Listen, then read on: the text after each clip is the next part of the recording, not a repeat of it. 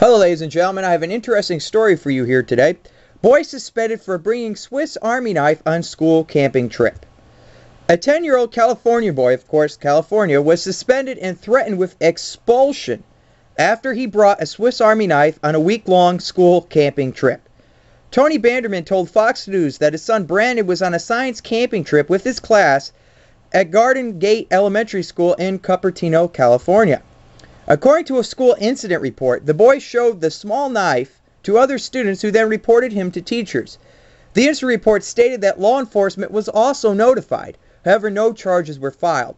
Banderman, who was out of town on a business trip, said that he received a telephone call from the school's principal informing him that his son had violated the school's weapons policy. The punishment, she told him, must be immediate and severe. She threatened to expel him, he said. She kept telling me, you can't bring a weapon to a school. A Swiss Army knife is a tool, not a weapon. Since he was unable to pick up his son, the principal put the boy in 24-hour isolation at the camp, the concentration camp, held in a teacher's lounge where he was forced to eat and sleep in solitude, otherwise known as solitary confinement.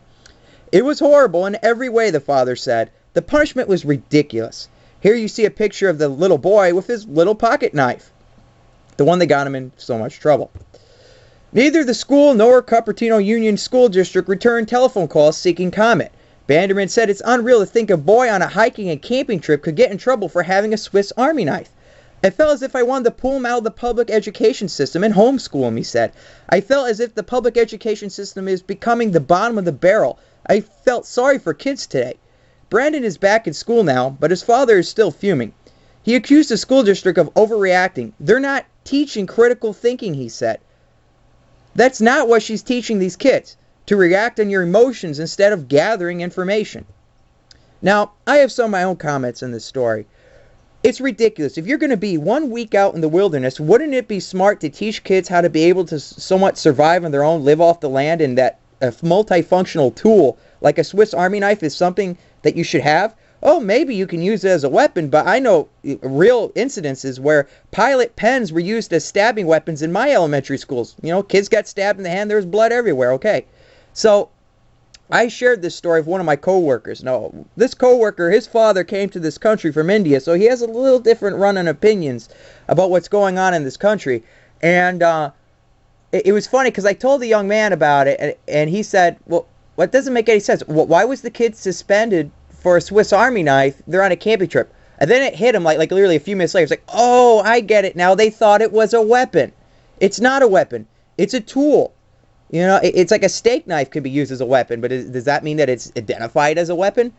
This just does not make any sense. We're not teaching kids to be smart, self-sufficient people. If anything, we're teaching them to be slaves. You know, and the thing that really gets me upset, I was thinking about too, is who are the kids who ratted this kid out as if he had a weapon? Who are the kids who rap to the teacher like, hey teacher, look what I did, look what I saw, you know? Those type of kids, yeah, maybe the teacher's your buddy right now, she might give you a gold star, but you better pray to God that those little gold stars are made out of real gold, because when you get out of the school system and you actually have to find a job and supply for yourself, if you have no skills and you're afraid of everything, and your whole life was just built on, you know, developing a friendship with the authority, chances are you might not survive. The world may not be a happy place for you. I don't know. Just my thought.